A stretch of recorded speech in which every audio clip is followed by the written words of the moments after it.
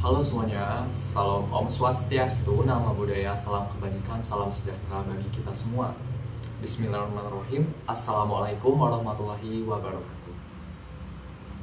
Perkenalkan, saya adalah Mezaldi, mahasiswa keperawatan Poltekkes Kemenkes Bengkulu, kelas reguler tingkat 1B dengan NIM P01720325091, yang mana di sini kami diminta untuk membuat video tentang kerangka studi anatomi untuk memenuhi tugas mata kuliah IBD atau Ilmu Biomedik Dasar.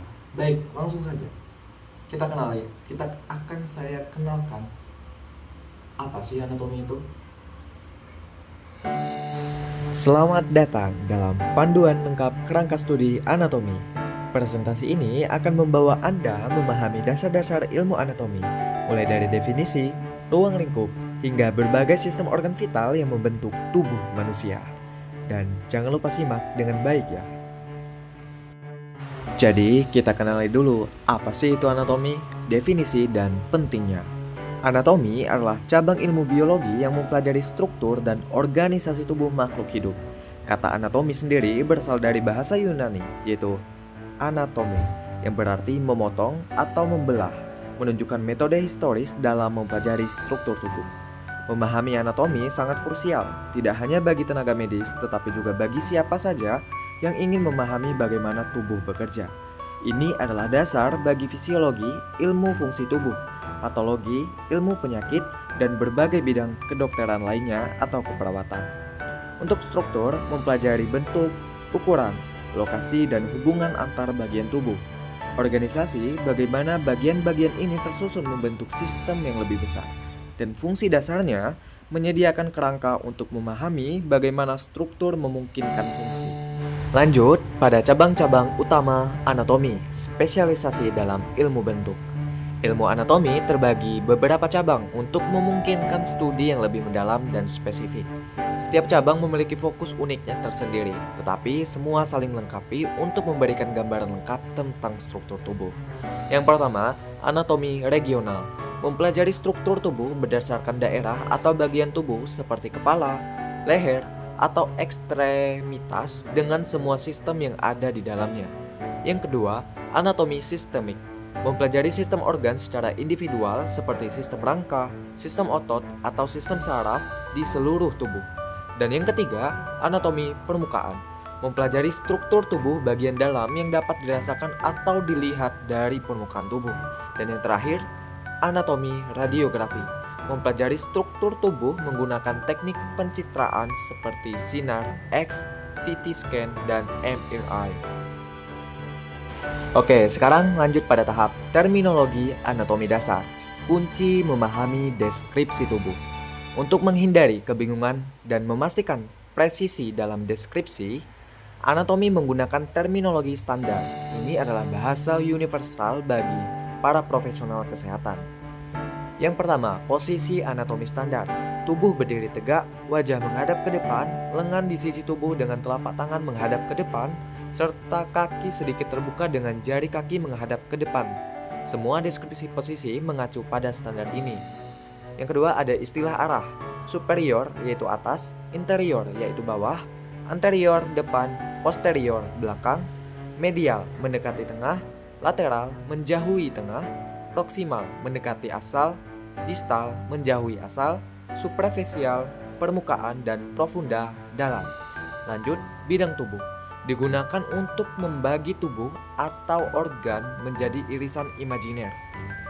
Yang pertama itu ada bidang sagital, membagi tubuh menjadi bagian kiri dan kanan.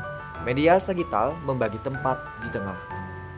Yang kedua, bidang frontal atau koronal, membagi tubuh menjadi bagian depan anterior dan belakang posterior.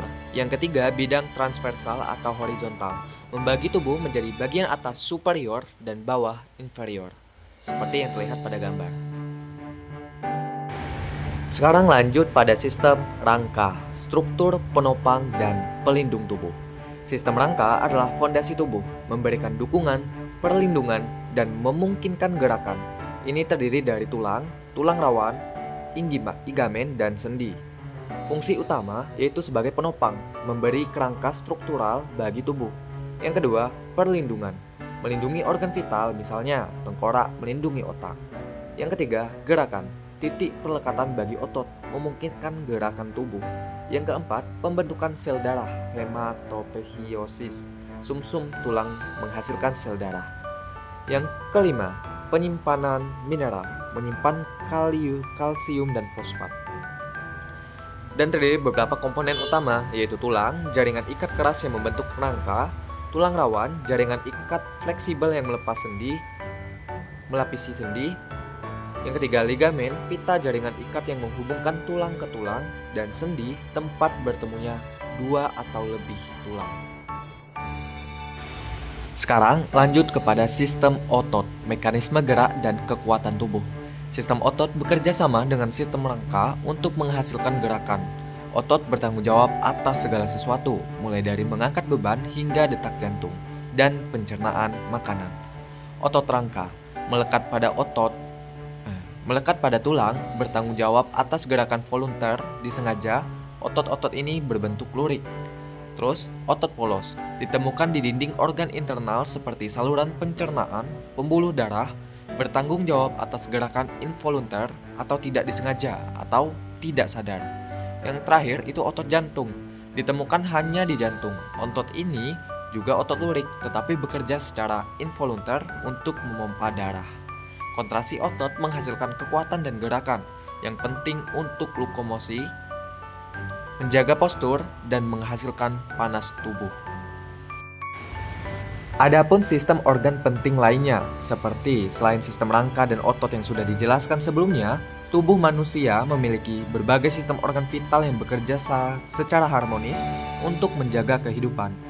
Contohnya yang pertama itu ada sistem peredaran darah, terdiri dari jantung, pembuluh darah, dan darah, bertanggung jawab mengangkut oksigen, nutrisi, hormon, dan limbah ke seluruh tubuh. Yang kedua, sistem saraf, terdiri dari otak, sumsum tulang belakang, dan saraf, mengatur dan mengkoordinasikan fungsi tubuh, menerima dan mengirimkan sinyal. Yang ketiga, sistem perkemihan, termasuk ginjal, ureter, kandung kemih, dan uretra, menyaring limbah dari darah dan mengeluarkannya sebagai urin. Yang keempat, sistem pernapasan, melibatkan paru-paru dan saluran pernapasan, berfungsi sebagai bertanggung jawab untuk bertukaran gas, oksigen masuk atau karbon dioksida keluar. Yang kelima, sistem pencernaan, saluran dari mulut hingga anus, bertanggung jawab memecah makanan, menyerap nutrisi, dan menghilangkan limbah. Yang terakhir yaitu sistem endokrin, kelenjar yang dihasilkan hormon, mengatur metabolisme, pertumbuhan, dan reproduksi. Anatomi ternyata terbagi menjadi dua, yaitu makroskopis dan mikroskopis, skala pandang yang berbeda. Anatomi dapat dipelajari pada dua skala utama, memungkinkan pemahaman yang komprehensif dan struktur besar hingga komponen terkecil. Anatomi makroskopis atau gross anatomy, studi tentang struktur tubuh yang dapat dilihat dengan mata telanjang. Ini termasuk organ, otot, tulang, dan pembuluh darah. Fokus, bentuk, ukuran, lokasi, relatif, dan hubungan antar struktur besar. Metode, diseksi, palpasi, dan pencitraan media. Yang kedua itu ada anatomi mikroskopis atau histologi, studi tentang struktur tubuh yang terlalu kecil untuk dilihat tanpa bantuan mikroskop, yaitu sel dan jaringan. Fokusnya itu komponen seluler, organisasi jaringan, dan bagaimana struktur mikroskopis mendukung fungsi makroskopis. Metode preparat jaringan yang diamati di bawah mikroskop cahaya atau elektron. Kedua pendekatan ini esensial untuk memahami tubuh manusia secara utuh. Lanjut, anatomi perkembangan dan fungsional dan klinis. Integrasi konsep anatomi. Anatomi bukan hanya tentang struktural praktis, tetapi juga bagaimana struktur tersebut berkembang, berfungsi, dan relevan dalam konteks medis. Yang pertama, anatomi perkembangan embriologi, mempercepat perubahan struktural yang terjadi pada tubuh mulai dari konsep hingga dewasa, fokus pada pembentukan organ dan sistem. Yang kedua, fungsi fungsional, mempelajari hubungan antar struktur tubuh dan fungsinya, bagaimana bentuk suatu bagian tubuh memungkinkan tugas spesifiknya. Dan yang ketiga, anatomi klinis, menerapkan pengetahuan anatomi untuk diagnosis dan penanganan penyakit, memahami dampak kondisi medis atau prosedur bedah pada struktur tubuh. Integrasi ketiga cabang ini penting untuk praktik medis yang komprehensif dan penelitian yang mendalam.